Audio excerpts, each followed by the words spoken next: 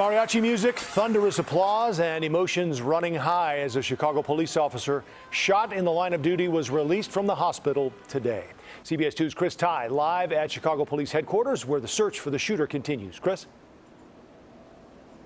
Joe, she thanked the entire CPD Brotherhood for their support over these last 5 days. But Officer Fernanda Ballesteros singled out two members of this force in particular as she was released from the hospital earlier today. Before the applause and the salutes and the mariachi band, there were a quiet few seconds. Speaking loudest, the body language of appreciation for the man rolling Officer Fernanda Ballesteros out of the hospital, her partner, who swooped into action last week as chaos enveloped West Englewood. And most importantly, thank you to Officer Young, my partner who had my back and carried me to safety.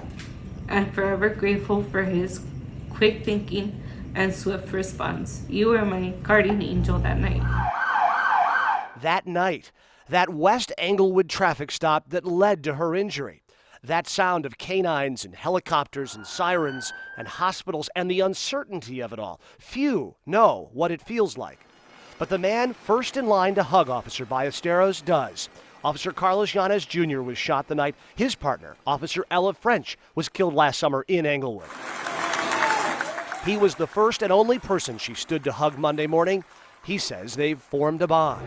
The man upstairs really is so powerful. For Fernanda, I mean, her standing up and giving me a hug was, I can't even put into words. You know, her strength is my strength. And if there is strength in numbers, she says she felt it today. Hundreds lined up to salute the latest officer shot in the line of duty. An officer with 3 years' experience, a new sense of appreciation, and she says a commitment to not fall into the darkness of these last 5 days. I am choosing to see the light in this dark time, and I will grow stronger, both physically and mentally, from this tragedy.